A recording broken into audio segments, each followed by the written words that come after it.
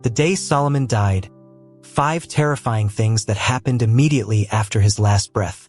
What if I told you that the death of the wisest king who ever lived unleashed one of the darkest chapters in Israel's history?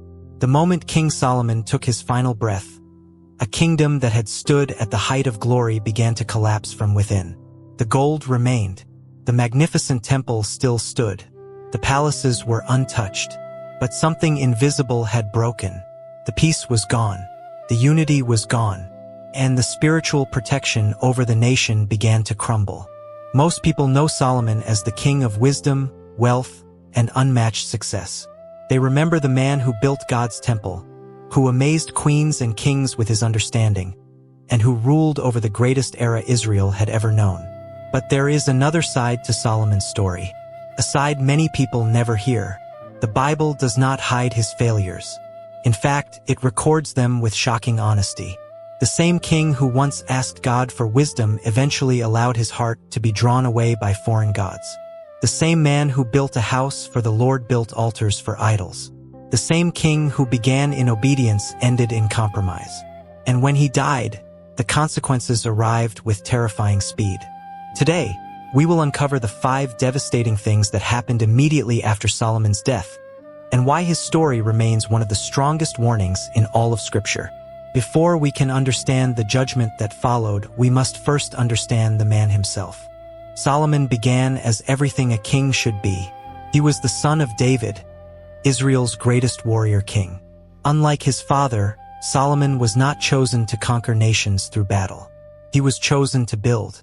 When God appeared to him at Gibeon and offered him anything he desired, Solomon asked for wisdom. He did not ask for riches. He did not ask for power. He did not ask for long life. He asked for understanding so he could lead God's people faithfully. God was pleased. So pleased, in fact, that he gave Solomon not only wisdom but also wealth, honor, and influence beyond anything the world had ever seen. Soon kings traveled from distant lands to hear his counsel. Silver became common in Jerusalem. Gold flowed into the kingdom. The temple was completed. Israel stood at the peak of its power. Yet success can become a dangerous test. As the years passed, Solomon slowly began to ignore the very commands God had given to Israel's kings. He multiplied horses. He accumulated enormous wealth. And most importantly, he took many foreign wives. Hundreds became thousands. And with those wives came foreign religions, foreign customs, and foreign gods. At first, compromise seemed harmless. But compromise never stays small. Gradually, Solomon began allowing the worship of pagan deities throughout the land. Altars appeared on the hills surrounding Jerusalem.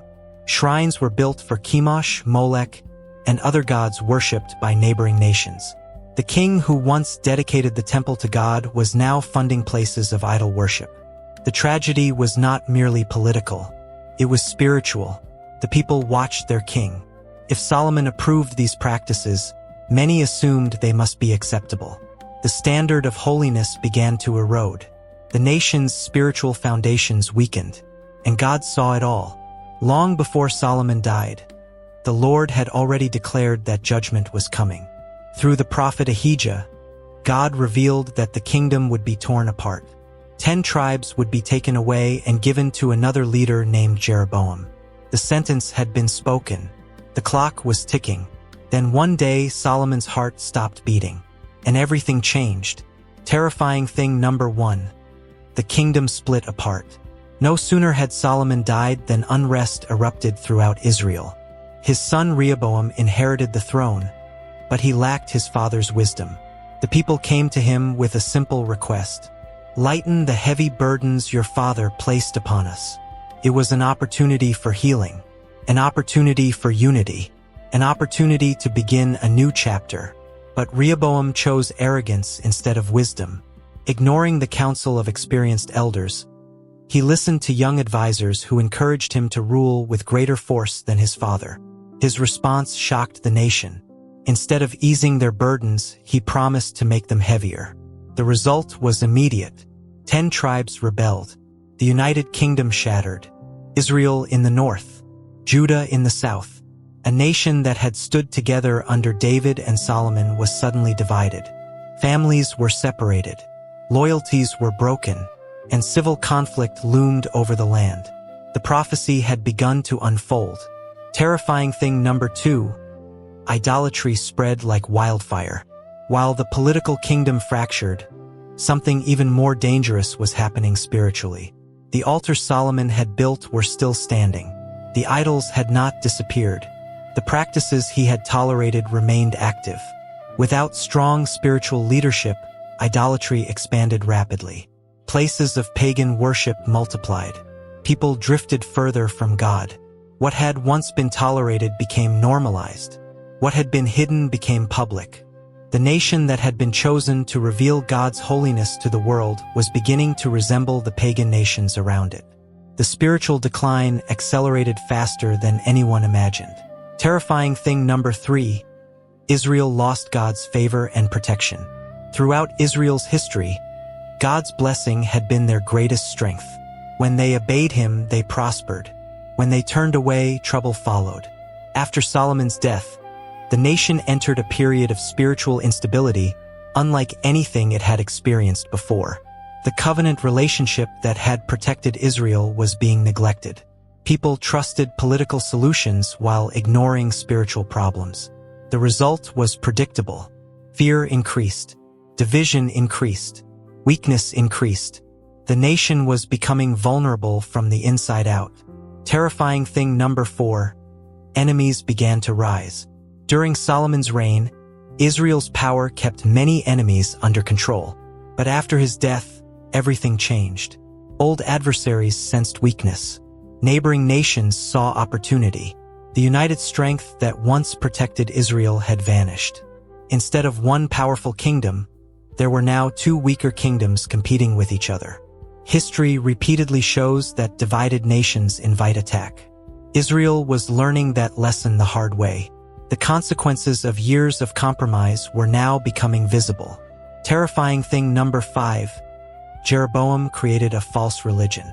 Perhaps the most devastating event of all came through Jeroboam.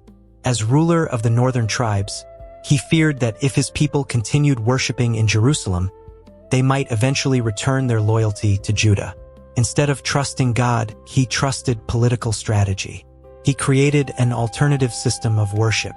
Golden calves were established. Unauthorized priests were appointed. New religious festivals were invented. What looked spiritual on the surface was actually rebellion against God. The people embraced it because it was convenient. It required less sacrifice, less obedience, less commitment, and that decision would influence generations to come. The Bible repeatedly describes later kings as following the sins of Jeroboam. His compromise became a national pattern. The damage would last for centuries. Final explanation: the real lesson behind Solomon's death.